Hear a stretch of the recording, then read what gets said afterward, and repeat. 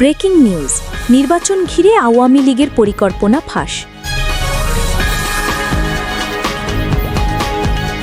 ওয়াদা ভঙ্গ করলে আবারও গণ-অভ্যুত্থান হবে, সতর্ক করলেন ব্যারিস্টার ফুয়াদ। 2008 সালের নির্বাচনের পূর্ব নকশাও আগে থেকেই করা হয়েছিল, অভিযোগ মুঈন খানের। অক্টোবরের মধ্যেই শেষ হবে শেখ হাসিনা সহ 3 জনের বিরুদ্ধে সাক্ষ্য গ্রহণ। আওয়ামী লীগের মিথ্যা ইতিহাসের মুখোশ উন্মোচন করতে হবে, জানালেন মুঈন খান। এতক্ষণ শুনছিলেন সংবাদ শিরোনাম। অক্টোবরের মধ্যেই শেষ হবে শেখ হাসিনা সহ আরও 2 জনের বিরুদ্ধে সাক্ষ্য গ্রহণ। রোববার ট্রাইব্যুনালে সাবেক প্রধানমন্ত্রী শেখ হাসিনার বিরুদ্ধে 3 জন সাক্ষী জবানবন্দি দিয়েছেন। ষষ্ঠ সাক্ষী হিসেবে হাজির হন জুলাই আন্দোলনে গুলিবিদ্ধ আব্দুস সামাদ। এরপর মিজান নামে আরেকজন, আর অষ্টম সাক্ষী হিসেবে সাক্ষ্য দেন খুলনার শিক্ষার্থী নাঈম শিকদার। এদিন আদালতে হাজির করা হয় আসামি থেকে রাজসাক্ষী হওয়া সাবেক আইজিপি চৌধুরী আবদুল্লাহ আল মামুনকে। মনে করিয়ে দিই, গত 10 জুলাই শেখ হাসিনা, সাবেক স্বরাষ্ট্রমন্ত্রী আসাদুজ্জামান খান কামাল এবং সাবেক আইজিপি আবদুল্লাহ আল মামুনের বিরুদ্ধে আনুষ্ঠানিক অভিযোগ গঠন করে বিচার শুরু করেছিলেন ট্রাইব্যুনাল। একই সঙ্গে আজ রামপুরা, মোহাম্মদপুর এবং আশুলিয়ার আরও 3 মামলায় মোট 15 আসামিকে আদালতে হাজির করা হয়েছে। তবে প্রসিকিউশনের আবেদনে তদন্ত রিপোর্ট জমা দেওয়ার সময় পিছিয়েছে। প্রসিকিউটর মিজানুল ইসলাম জানিয়েছেন, অক্টোবরের মধ্যেই শেখ হাসিনা সহ 3 জনের বিরুদ্ধে সাক্ষ্য গ্রহণ শেষ হবে।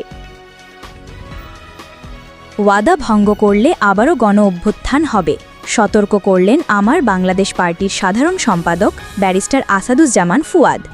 শনিবার সন্ধ্যায় রংপুরের একটি কমিউনিটি সেন্টারে সংবাদ সম্মেলনে তিনি বলেন, যদি রাজনৈতিক নেতারা ওয়াদা ভঙ্গ করেন, জুলাই সনদের ভিত্তিতে নতুন করে আবারও গণ-অভ্যুত্থান হবে।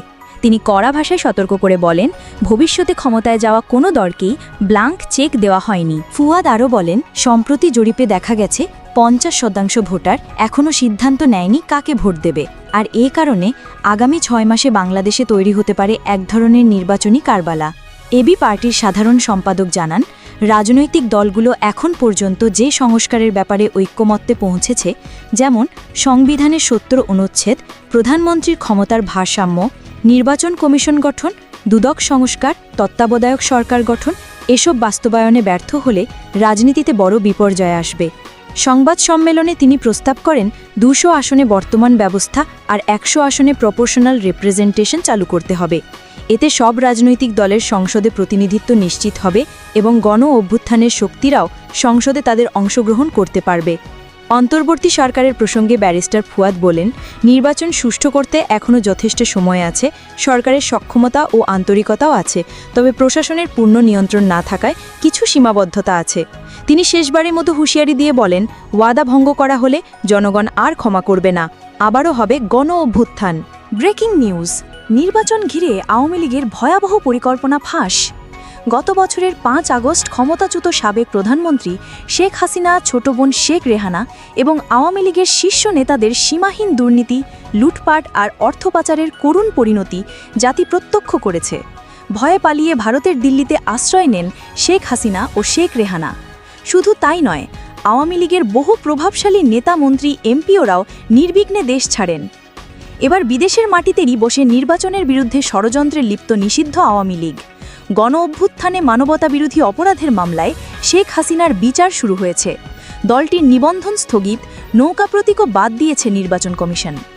আইন শৃঙ্খলা বাহিনী বলছে, আওয়ামী লীগ নেতারা বিদেশে বসে নানা অপতৎপরতা চালাচ্ছেন। বিশেষ করে ভারত ও লন্ডন থেকে নেতারা ক্রমাগত ষড়যন্ত্রের জাল বুনছেন। তাদের মূল টার্গেট যে কোনো মূল্যে ত্রয়োদশ জাতীয় সংসদ নির্বাচন ভণ্ডুল করা আর গণ-অভ্যুত্থানের পক্ষের শক্তির মধ্যে বিভেদ সৃষ্টি করা। সম্প্রতি কলকাতায় এক রেস্টুরেন্টে বৈঠক করেছেন পলাতক ওবায়দুল কাদের, আফার্মা ও বাহাউদ্দিন নাসিম, মির্জা আজম, যুবলীগ নেতা নুরুন্নবী চৌধুরী শাওন, ইসমাইল হোসেন সম্রাট ও সাবেক মেয়র জাহাঙ্গীর আলম। বৈঠকে আগামী নির্বাচনে নাশকতা ও অস্থিরতা সৃষ্টির নানা পরিকল্পনা হয়। পুলিশ সদর দপ্তরের এক ঊর্ধ্বতন কর্মকর্তা জানিয়েছেন, আওয়ামী লীগের ষড়যন্ত্র ঠেকাতে গোয়েন্দা সংস্থা সর্বোচ্চ সতর্ক অবস্থায় আছে। সামাজিক মাধ্যমে কড়া নজরদারি চলছে, ইতোমধ্যে অনেককে গ্রেপ্তার করা হয়েছে। এরই মধ্যে নিষিদ্ধ ছাত্রলীগের সঙ্গে ষড়যন্ত্রে জড়িত থাকার অভিযোগে আটক হয়েছেন মেজর সাদিকুল ও তার স্ত্রী সুমাইয়া জাফরিন। ভাটারা থানার মামলায় বলা হয়েছে তারা গোপনে বৈঠক ডেকে শাহবাগ দখল ও অস্থিরতা সৃষ্টির পরিকল্পনা করছিলেন। সবশেষ বার্তা পরিষ্কার, আওয়ামী লীগ এখনও বিদেশে বসে ষড়যন্ত্র চালাচ্ছে, কিন্তু আইন শৃঙ্খলা বাহিনী বলছে যে কোনো অপতৎপরতা কঠোরভাবে দমন করা হবে। 2008 সালে নির্বাচনের পূর্ব নকশাও আগে থেকেই করা হয়েছিল, এমন মন্তব্য করেছেন বিএনপির স্থায়ী কমিটির সদস্য ডক্টর আব্দুল মঈন খান। শনিবার 16 আগস্ট জাতীয় প্রেস ক্লাবে আয়োজিত এক আলোচনা সভা ও দোয়া মাহফিলে তিনি একথা বলেন। এই সভার আয়োজন করে ঢাকা কলেজের প্রাক্তন শিক্ষার্থীরা।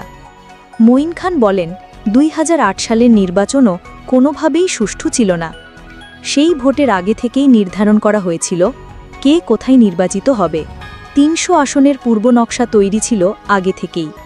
তিনি অভিযোগ করেন, সেই সরকার গত 15 বছরে পরিকল্পিতভাবে দেশকে ধ্বংস করেছে। এমনকি 1/11 সময় যে মিথ্যা ইতিহাস আওয়ামী লীগ সৃষ্টি করেছিল তার মুখোশ উন্মোচন করতে হবে। মঈন খান আরও বলেন, পরবর্তীতে ভোটার তালিকা তৈরি হয়েছিল ঠিকই, কিন্তু সেই ভোট ছিল পুরোপুরি নিয়ন্ত্রিত। 2008 সালে নির্বাচনের আগেই পুরো নির্বাচনের রূপরেখা আঁকা ছিল, আর সেভাবেই বাংলাদেশে 1/11 সৃষ্টি করা হয়েছিল। জুলাই আগস্ট আন্দোলনের শহীদদের স্মরণ করে তিনি বলেন, ফেব্রুয়ারির নির্বাচনের মধ্য দিয়েই গড়ে উঠবে একটি গণতান্ত্রিক বাংলাদেশ, যেখানে শহীদদের যথাযোগ্য মর্যাদা দেওয়া হবে। আওয়ামী লীগের মিথ্যা ইতিহাসের মুখোশ উন্মোচন করতে হবে, এমন মন্তব্য করেছেন বিএনপির স্থায়ী কমিটির সদস্য ডক্টর আব্দুল মঈন খান। তিনি বলেন, 1/11 সময় আওয়ামী লীগ যে মিথ্যা ইতিহাস সৃষ্টি করেছিল সেটি উন্মোচন করে দিতে হবে। ডক্টর মঈন খান বলেন, পরবর্তীতে ভোটার তালিকা করা হয়েছিল ঠিকই, কিন্তু সেই ভোট পুরোপুরি আওয়ামী লীগের নিয়ন্ত্রণে ছিল।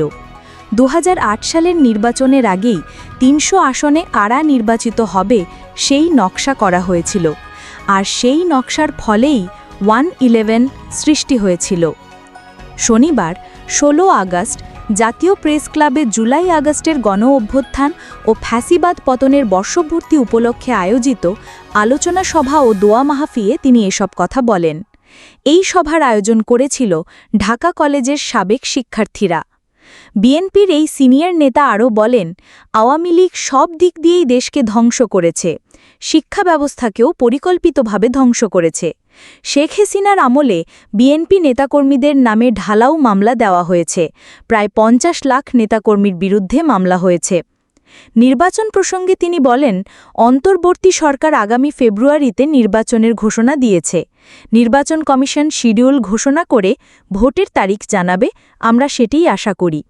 ফেব্রুয়ারির নির্বাচনের মধ্য দিয়েই গণতান্ত্রিক দেশ গঠন করা হবে, যেখানে শহীদদের যথাযোগ্য মর্যাদা দেওয়া হবে।